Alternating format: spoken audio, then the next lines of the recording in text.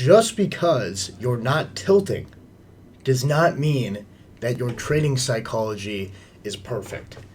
Excuse the messy room. It's me being lazy, but I'll get on that, I promise.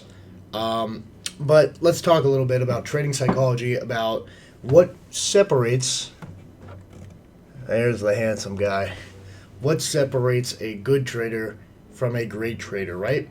So, I think a lot of people say, oh, I don't have FOMO. I just get in when my system aligns with itself, or I don't, tilt. When I lose a trade. I always preach risk the same amount every trade and take one winning or losing trade a day and then get off. That's my shit. And I've put so many people onto that in my community, and we've seen a lot of growth and success for people who have implemented that rule. However, people will take shitty setups or setups that are just rushed or forced, and they'll think it's a technical analysis problem. Oh, I need to backtest more. I need to figure out Jack's strategy a little bit better. I need to watch all his videos. And it's good to do that at the beginning to get a grasp of the concepts and the content. But I have a feeling if you're watching this video, you already know how to trade ICT or whatever you're trading. You already have your strategy down. You have your checklist down. And if you don't, this video probably isn't for you. But I have a lot of other videos on my channel going over technical analysis and my strategy, like the backtesting video I just posted yesterday, so you should check that out. But let's say you have your technicals down and you're like, listen, I'm taking good trades. I don't think it's affecting me at all. But then I look at your trades and they're full of shit and ass. The reason why this is because a lot of people are stuck in the loop of pattern trading or feeling required to take a trade.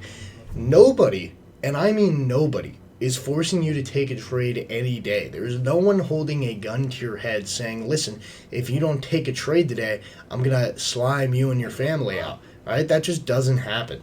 So what you need to pay attention to is, if I take this trade and I lose, will I be upset at myself? It doesn't matter if I get off after the loss or anything like that, because it's possible that over time, even if you're just taking one trade a day and you're following with good risk management, you can still blow your accounts just by losing a lot over time. And losing streaks happen. They happen to everybody, without a doubt. But if you have a defined good system with back-tested statistics, the odds of you blowing a fucking account if you're risking a very solid amount, slim to none, man.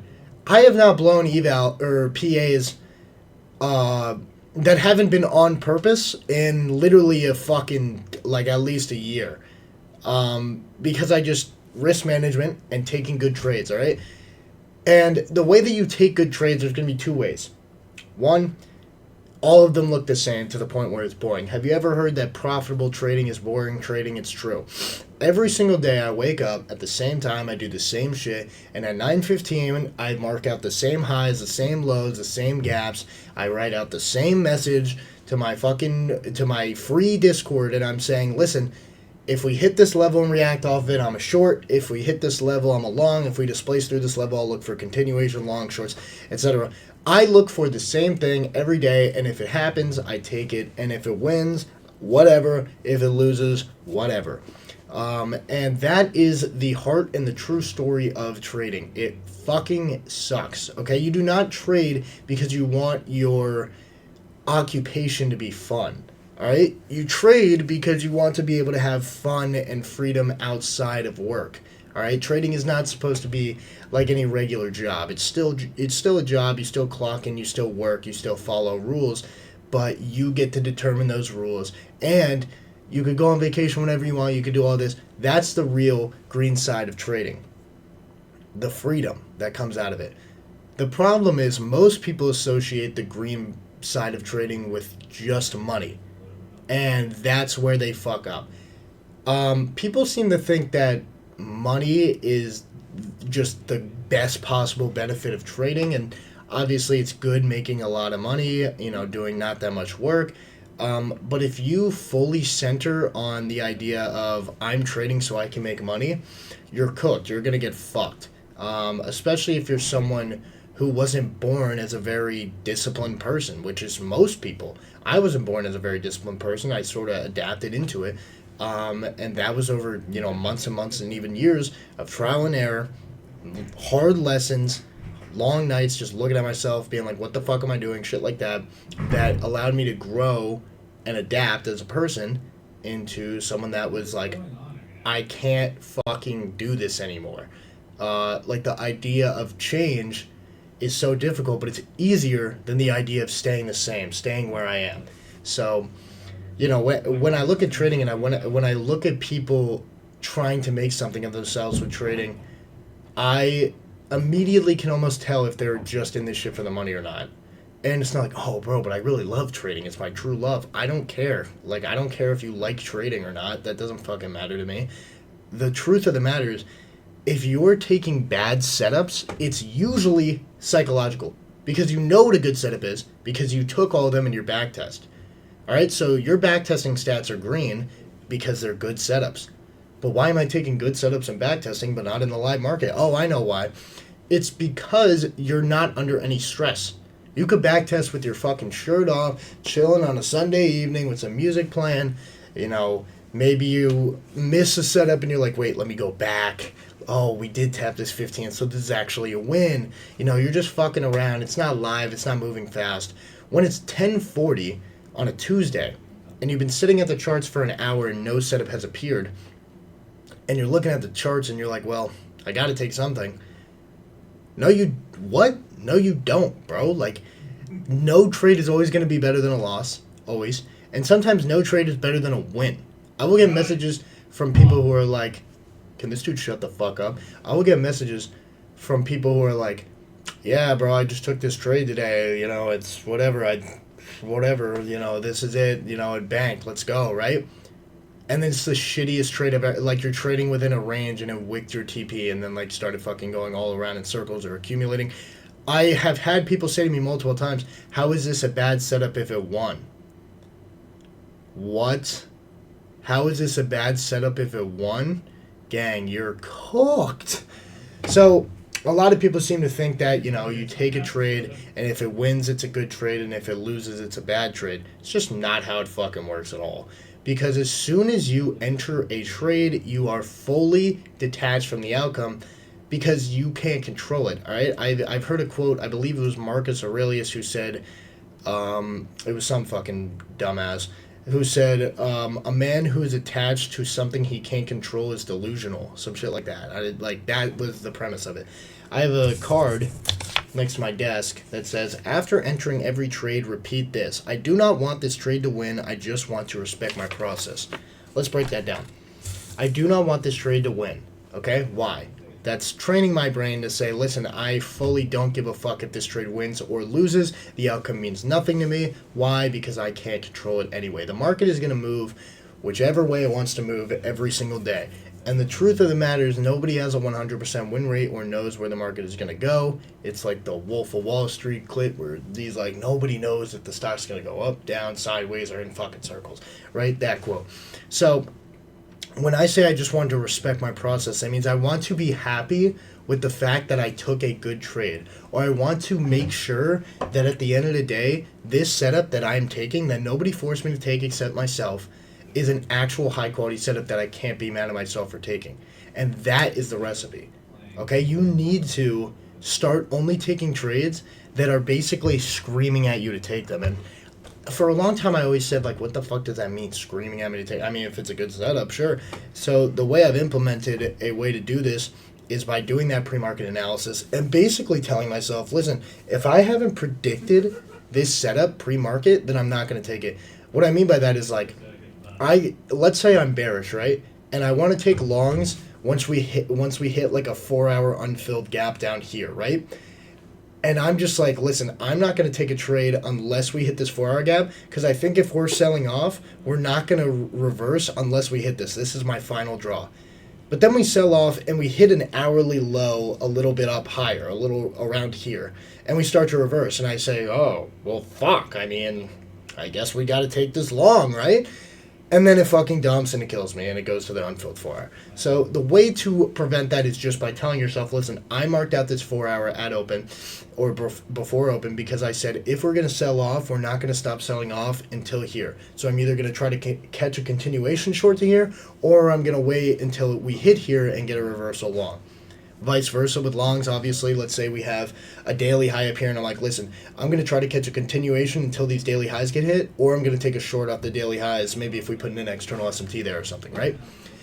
And a lot of people will be like, well, bro, what if we do reverse off like a low a little bit higher than the gap, and we start reversing and pumping? And it's like, okay, even if that did happen, you could just wait for a 5 minute to form and then get a continuation long, something like that. Like, you could just wait for structure to form to confirm that we are bullish now, that we are reversing, and then just catch a tail end of the move. And if that never happens, then you don't take a trade. Like, oh no, I didn't take a trade today. Fuck. Bro, you are addicted to the feeling of pressing a fucking button. Pressing buy or sell is what's fucking turning you on. The truth of the matter is, trading attracts gamblers, there's no doubt about it, and I think layouts like Top Step X are absolute fucking clear signs of this. Top Step X has literally made their layout in the form of a game. Like, it actually looks like a video game. And there are arguments to be made that you should treat trading as a video game, like, oh yeah, like, you know, you're trying to follow these rules or do these, you know, journeys so that you could get points, but the points is money, like, whatever fucking way you want to look at it. People who are degenerates and can't handle their own emotions and can't follow strict rules are attracted to trading, and that's why they fail. And, you know, you look at, like, poker, for example. A lot of people, you know, poker is gambling, right? But why are there professional poker players? Why are there players that are better at poker than everybody else? It's because they have a defined risk management system. They're careful with when they enter, what hands they enter, and how much they risk per hand. They're very cautious. They basically will fold on almost every hand until they find the one that's absolutely perfect for them, and they'll go heavy. And, you know, they're just following a strategy and having good psychology. That is the same thing with trading, bro. It's the same exact thing. So, you know, I guess I just want to say, the reason why a lot of people think that they're not getting it in trading is because they need to take better setups. But the truth of the matter is, you just need to step away from your setup, from your screen, and realize that nobody is forcing you to take any of these trades. And at the end of the day, if this isn't a trade that you predetermine, that, you know, isn't in a range, like if you're trading in a cumulative fucking range where we're not making any 5 minutes or 15-minute gaps and we're just chopping up and down, like, you're asking to get fucking stop rated, bro. You're asking to get wicked out. So, mark out levels pre-market. My fucking nose. Mark out levels pre-market. Wait for one of them to get hit. Take a trade off it. Okay? And then if none of them get hit, or if we accumulate, don't take a trade. It's that simple. A lot of people want to force these fucking trades and be surprised when they lose and say, well, at least I follow my system because it checked every box on my trading checklist. It's like, yeah, that means you're pattern trading. That means you're taking a trade just because, oh, you know, we got a liquidity sweep at an inverse. Oh, no, bro, because we swept an hourly low that was right above a fucking unfilled 4 hour gap. Obviously, we're going to go for that unfilled 4 hour gap, bro. That's just how it works. So, fucking can't focus for shit. So, end of the day, that's how it be. Please be disciplined and realize that if you actually have discipline with your setups and patience, there's no reason you should be blowing evals. There's no reason you should be blowing PAs. Trading profitably is so fucking simple once you really get it down. I'm not going to say it's easy, but I am going to say it's simple. There is a difference, all right? It's definitely not easy, but when you really break it down to its most fucking just small parts, right? It's back test a system. If it's profitable, nice. If not, adapt, change shit until it is. Master it and the confluences of it and what conditions it works in or doesn't work in.